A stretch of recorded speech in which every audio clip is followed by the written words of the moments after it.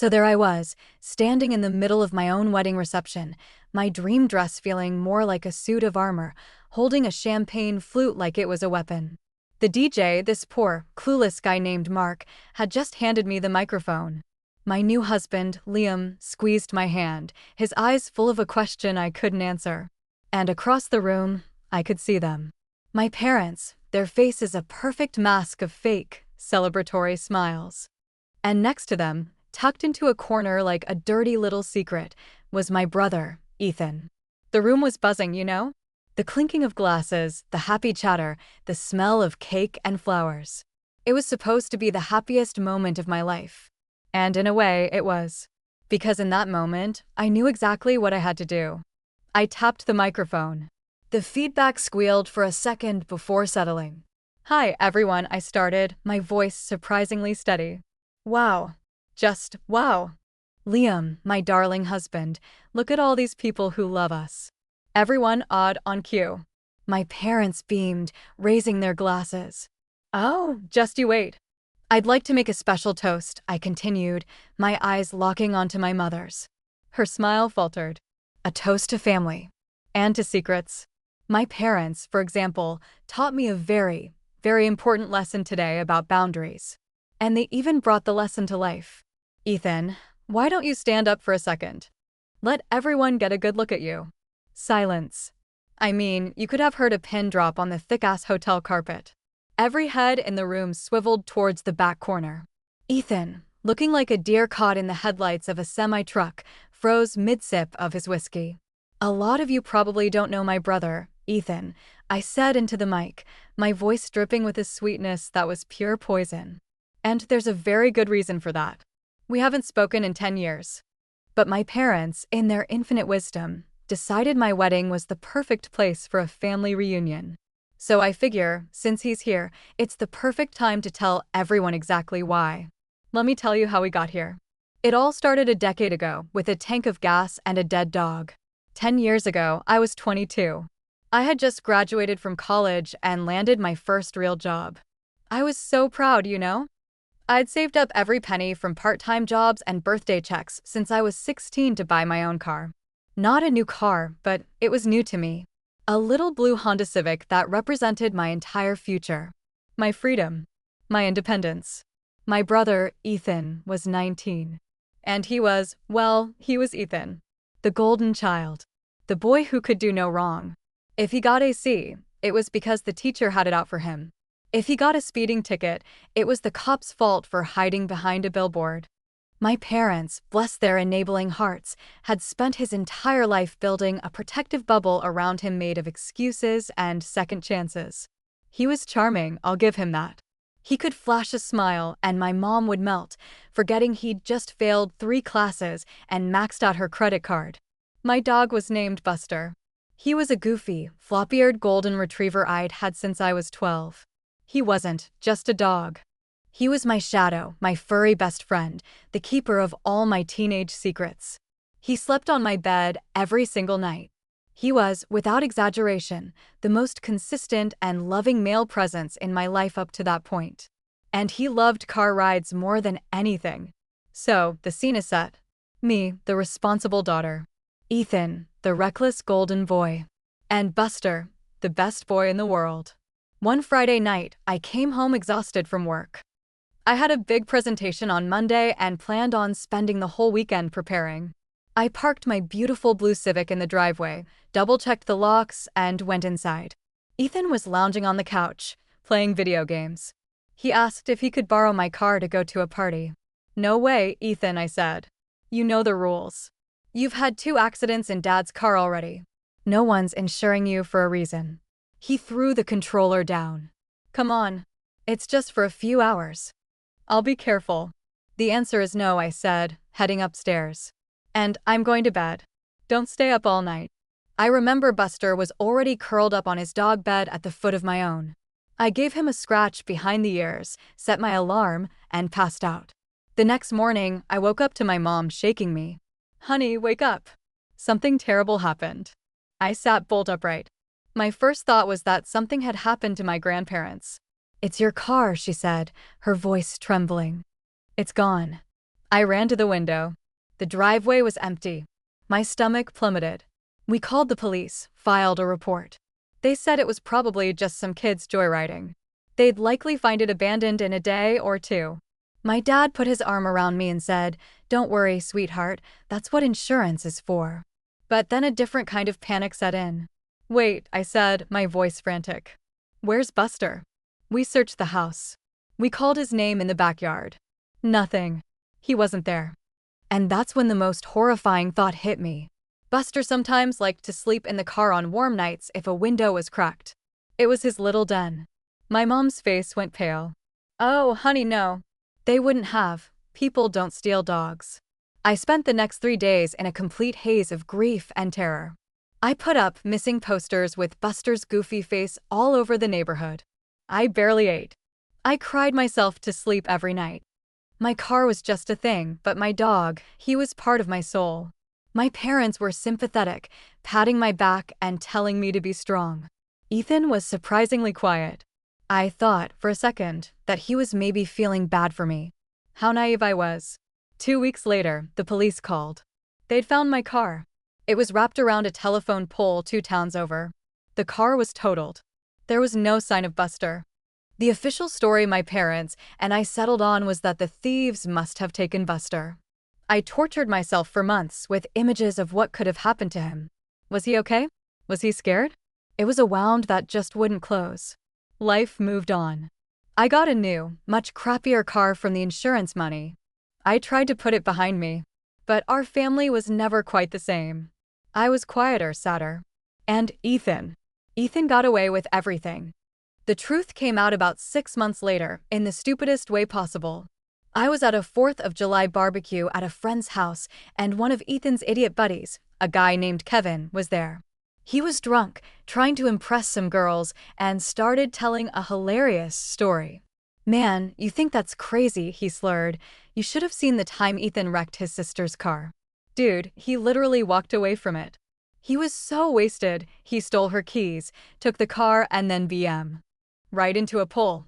His parents even reported it stolen for him so he wouldn't get a DUI. Craziest shit I've ever seen." The world around me went into slow motion. I could hear the blood pounding in my ears. I walked over to Kevin, my whole body shaking. "What did you just say?" He sobered up real quick when he saw my face. "Oh shit. I thought you knew." I didn't go home. I went in my friend's house and I called my parents. I put the phone on speaker. "Is it true?" I asked, my voice dangerously calm. Silence. Then my dad. "Honey, we can explain. Is it true that you lied to the police for him?" "He would have gone to jail," my mom cried. "He's just a kid. He made a stupid mistake." And then I asked the question I was most terrified to hear the answer to. Where was Buster? More silence. I could hear my mom sobbing. It was my dad who finally spoke, his voice heavy. "He was in the car, honey. He didn't make it." Ethan was scared. "He just ran." I broke. I hung up the phone and I screamed. I screamed for my car that I had worked so hard for. I screamed for my dog, who died scared and alone in a ditch because my brother was a coward. But mostly, I screamed for the fact that my own parents looked me in the eye and lied to me for 6 months. They watched me cry. They watched me put up posters. They let me believe a fantasy that my dog was still out there somewhere, all to protect their precious, perfect son from a single consequence. I moved out the next day. I packed 2 suitcases and never looked back. That was 10 years ago. I built a life for myself. I got therapy. I met Liam. I healed. But the one rule, the one non-negotiable boundary, was Ethan. He did not exist to me. My relationship with my parents was strained, a fragile thing held together by holidays and short phone calls where his name was never, ever mentioned. So, when Liam and I got engaged, the first thing I told my parents was, "Ethan is not invited. This is not a debate. He will not be there." Oh, but they tried. At first, it was subtle guilt trips. "You know, your grandmother would be so happy to see her 2 grandchildren in the same room." Then it became more direct. "He's a changed man, honey," my mom would plead over the phone. "He regrets what happened every single day." "Does he?" I'd ask, my voice ice. "Because he has never once called me to say that." He has never apologized. He's too scared. You have to be the bigger person. This went on for months. They tried to get Liam to talk to me. Big mistake. Liam, my amazing, shiny-spined husband, told my father, "I will support my wife's decision 100%. If you disrespect her wishes, you'll have a problem with me too." The final straw before the wedding was a week before the big day. My cousin, who has a big mouth and zero loyalty, let it slip that my mom had taken Ethan to get a brand new suit. When I confronted my mom, she swore up and down it was for a different event. The lie was so lazy, so insulting. I gave them one final warning. "Listen to me very carefully," I said, my voice leaving no room for argument. "If I see his face at my wedding, you will understand what no contact really means. I will be done with both of you forever. Do you understand?" "Yes, honey, of course. We would never do that to you." Famous last words. Which brings us back to the reception. Me on a stage with a microphone and 10 years of repressed rage. Ethan was on his feet now, looking absolutely horrified. My mom was mouthing, "Please don't at me." My dad just looked furious, like I was the one embarrassing them. So, for those of you who don't know, I said, my voice ringing through the silent room, 10 years ago, my brother got drunk, stole the keys to a car I spent 6 years saving for, and crashed it. But that's not the worst part. My dog, Buster, my best friend in the whole world, was in that car. And the crash killed him. A collective gasp went through the room. My new in-laws, who had only heard the vague, "we don't get along" story, looked like they'd been slapped. Instead of calling the police or an ambulance, my brother ran away. He left my dog to die alone in a ditch. And my parents, I said, turning to look directly at them, my parents helped him cover it up. They reported the car stolen and let me believe for 6 months that my dog had just been taken. They watched me grieve, they watched me search, all to protect him from getting a DUI. My mom was openly sobbing now, big, ugly, theatrical sobs. My dad looked like he was about to explode. They begged me for months to invite him today. They told me to be the bigger person and forgive. They promised me they would respect my wishes when I said no. And instead, they snuck the man who killed my dog into my wedding and hit him in the back, hoping I wouldn't notice. "So, I'd like to make a real toast now," I said, raising my glass high. "To my husband, Liam, for always having my back. To his wonderful family, for welcoming me and showing me what real support looks like. And to myself, for finally learning that the trash takes itself out. Mom, Dad, Ethan. Get out. Get out of my wedding and get out of my life." For a second, there was just dead silence. Then, my dad lunged towards the stage, roaring my name. Before he could take 2 steps, Liam's 2 groomsmen, both of whom are built like refrigerators, stepped in his way. They didn't even touch him, just stood there. He deflated instantly. Ethan was already gone. He practically ran out of the fire exit. My mom, wailing about how I was tearing the family apart, let my dad lead her out of the main ballroom doors. The room was left in a state of stunned shock. I stood there, shaking, adrenaline coursing through me. I thought I might be sick. Then, my maid of honor, my best friend since kindergarten who had held me while I cried over Buster all those years ago, started to clap. Slowly at first. Then Liam's mom stood up and started clapping. And then all my friends and Liam's entire family, and soon the whole room was filled with applause. They weren't clapping for the drama. They were clapping for me. Liam walked up onto the stage, took the mic from my trembling hand, and wrapped his arms around me.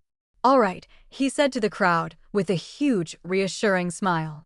"She's been wanting to get that off her chest for a decade. Let's give it up for my amazing, incredible, and badass wife. DJ Mark, hit it." The beat to "Don't Stop Me Now" by Queen blasted through the speakers, and the tension in the room just shattered. Liam pulled me onto the dance floor and we just danced. Our friends and family swarmed around us, hugging me, telling me how proud they were. It turned into the best party I have ever been to. A celebration of a new life and the exorcism of an old one. Of course, there was fallout. A few of my older relatives called me to tell me I was cruel and that I'd regret shaming my parents like that. I blocked their numbers. My parents sent long, rambling emails, which I deleted without reading. They tried to get other family members to mediate. I told those family members that they could either be in my life or be in my parents' life, but they couldn't be a messenger between the two. It's been a year now. Going no contact was the best wedding gift I ever could have given myself. My life is so peaceful. It's quiet. It's full of people who respect me and love me. My only regret is that I didn't do it sooner. It was messy, it was public, and it was the most liberating moment of my entire life. So yeah, that's how I ended up firing my own parents on my wedding day. It was a hell of a way to start a marriage, but let me tell you, Liam and I have never been stronger. If you want to hear more stories about my wonderfully dysfunctional family, make sure you hit that subscribe button, because the story of what my aunt tried to pull at my baby shower is even crazier.